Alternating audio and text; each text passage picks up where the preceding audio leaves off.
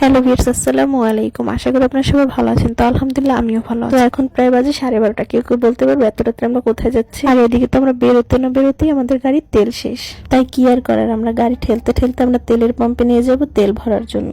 তেল ভরা শেষে তো দেখি এদিকে আবার একটা উটকো ঝামেলা এসে আমাদের ঘাড়ে পড়েছে। হঠাৎ দেখি মাঝ রাস্তায় গাড়ি অফ হয়ে গিয়েছে। তাই কি আর করার, এত রাতে তো কোথাও মেকানিকও পাওয়া যাবে না, আর কোথাও একটা গ্রেজও খোলা পাইনি আমরা। আর এদিকে তো আমার হাজবেন্ড যতগুলো মেকানিকের নাম্বার আছে সবাই একটা একটা করে ফোন দিচ্ছে। অবশেষে ভিডিও কলের মাধ্যমে দেখাচ্ছে যে আমাদের গাড়ির কি সমস্যা হয়েছে। আর এদিকে যে আসল সমস্যা গাড়িটার কি হয়েছে সেটা তো ভাইয়া এখনো খুঁজে পাচ্ছে না। তাই ভাইয়া যা যা বলতেছে আমার হাজবেন্ড ঠিক সেইভাবে কাজ করতে। আসলে ভাইয়াটাও ব্যর্থ হলো, গাড়ির সমস্যাটা এখনো খুঁজে পাচ্ছি না। তাই অবশেষে আমার হাজবেন্ড নিজেই সে মেকানিক হয়ে গেছে, সে নিজেই নাকি একা একা কাজ করবে। গাড়িটা যদি এখনো ঠিক না হয় তাহলে আমরা বাড়ি যাব কিভাবে সেটা ভাবতে ভাবতে তো আমার টেনশনে মাথা ঘুরতেছে। আর এদিকে তো রাত প্রায় 1টা বেজে গেছে, আশেপাশে কোনো বাড়ি ঘর নেই, চারিদিকে অন্ধকারে ধু ধু। যত যাই হোক সবশেষে কিন্তু একটা কথা বলতেই হবে, আল্লাহ যা করে ভালোর জন্যই করে। যাক আলহামদুলিল্লাহ আমাদের গাড়িটাও ঠিক করা হয়ে গেছে। এখন তো একটা কথা ভাবতেছি যে বাড়ির দিক চলে যাব নাকি যেদিকে যেতে চেয়েছিলাম সেদিকে যাব। আর এদিকে তো আমার হাজবেন্ড বলতেছে না, যেদিকে যেতে চেয়েছিলাম আগে সেখানেই যাব।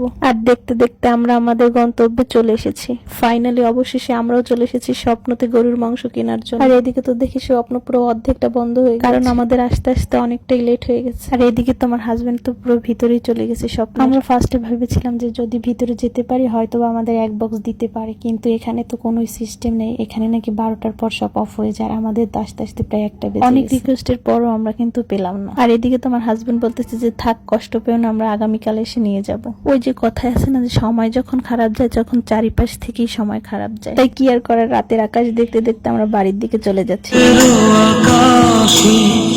নিশ্চুপ সাক্ষী দূরের ওই ধ্রুব